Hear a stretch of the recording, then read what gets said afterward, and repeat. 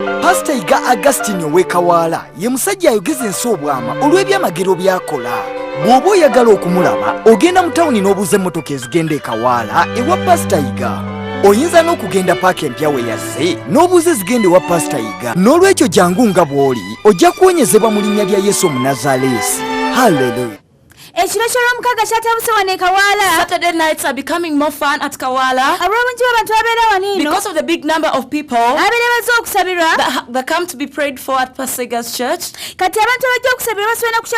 People nowadays come and stay all night long so that they wait for Sunday morning so that they can book the front spaces as well. I'm telling you what was in Kawala. I'm telling you it was so marvelous. Because at 2 a.m. in the night, when Pastor Iga came to the pulpit, and he also involved himself in the praises of the Lord. In this big multitude of people, that's where this lady mother came while her child had been knocked by a bicycle. She got wounds on her foot. Later on the wounds dried, but the child failed to walk again. What happened? Leave her. Pastor Chabawo omwana wange yatumirwa akagaali n'afuna okulumizibwa kugulu. Naye okuva lyatumirwa akagaali ako kale ebbwa ne ligenda nga liwona. Naye okuzaala omwana oyo akyalemeddwa okutambula. The wound healed but she has to walk. She cannot walk as we speak. Oh, that's how she is. She's always like that. Make her lie down.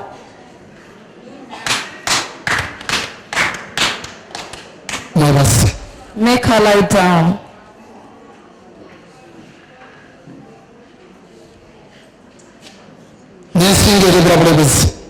Even the neck is loose.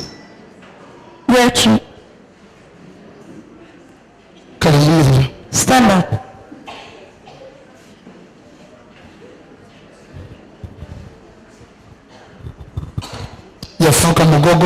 She turned into a log, sort of. But God who does miracles. I want this child. I send the power of the Lord into her. She does not leave the ground. I want the Lord to set her free.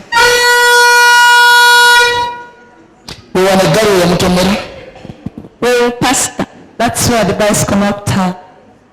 I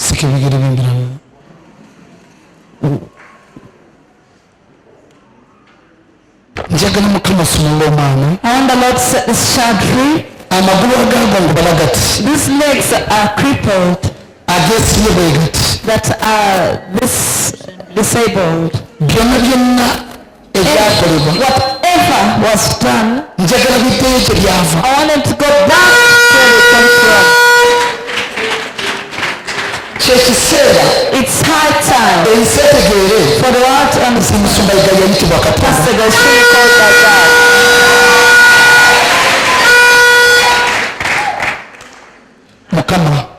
Lord, I send your power into the life of this child. I want her to be healed. I want her to leave while she can walk on her own. I want her to leave while she can walk on her own. Lord, set this child free. In the name of Jesus.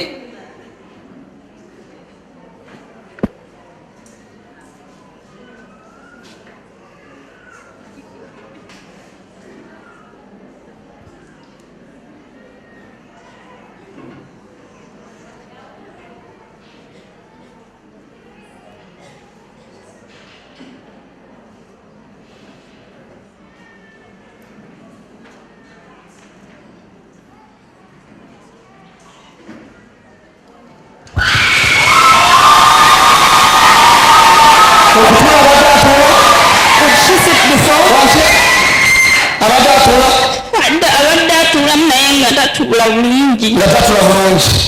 Kati dawali omuyite. Call her. Go outside and call your baby. Call her. Sanjang.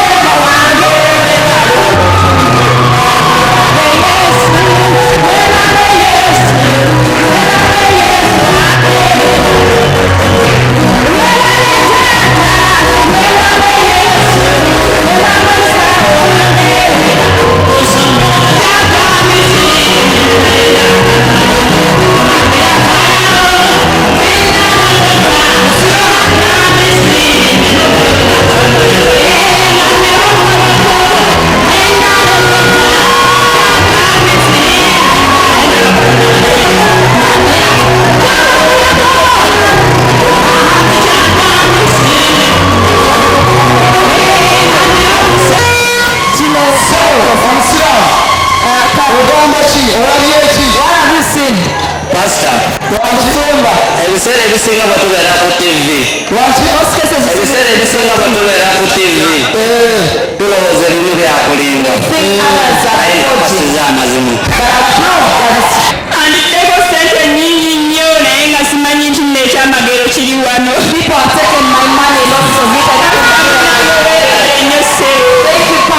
Ekyamagero kyange kiri wano.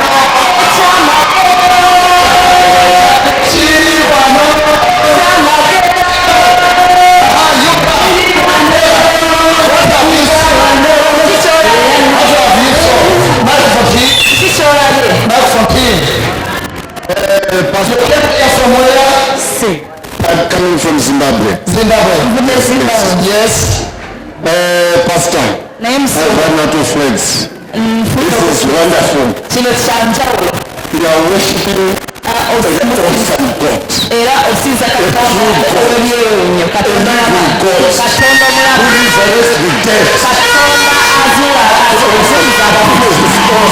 I'm running out of friends. Era kino kimpitiriddeko. God bless you, my son. I pray the people of Zimbabwe. Uganda, there is the prophet of God. He's working outside God. God bless you. God bless you, my son. God bless you. God bless you. Okay, Omshala. This is the one money. Zino sente zizo. That's your money. Yes, Jesus heals and gives you money on top of that. Tusimanyi abantu amwe gye mubeera. We know that most of you there where you stay, bagamba ebyamagero bino ebibeera bipange. tell you that such miracles be faked. Naye gwe kyangwe Kawala ogezaako You weerabireko. just come to Kawala and have a look with your own eyes. Okakase nti Katonda omulamu gwe tusinze And then Kawala you prove that the living God we serve in Kawala ajja kukolera ekisusa is going to okutegeerako. do what's beyond your understanding. Awo olyoka okakasa And then you ekituufu. prove what's the right thing. Era eri oyo atasobola kujja mu lujjudde. That one who cannot come among many Jangu people, mu kansolingi. you can come and meet him in private. Ogenda mulaba ng'oli You wekka. go to Pastor Iga, what's Omubuulire ensonga yo. your issue? Ku lwokubiri, On Tuesday, ku lwokuna, Thursday, ku lwomukaaga. and Saturdays. Kera bukeezi Come as nga tolina ky'olidde, eating a thing. omulabe mu kyama. You see him. Mukama agenda kuwa The Lord omukisa. is going to bless you. pasita Iga Augustine ow'ekawala ye musajja ayogeza ensi obwama olw'ebyamagero by'akola. bw'oba oyagala okumulaba ogenda mu tawuni n'obuuza emmotoka ezigenda ekawala ewa pasita Iga. oyinza n'okugenda paaka empya we yazze n'obuuza ezigenda ewa pasita Iga. n'olwekyo jangu nga bw'oli ojja kuwonyezebwa mu linnya lya Yesu Omunnazaaleesi. Haleluya.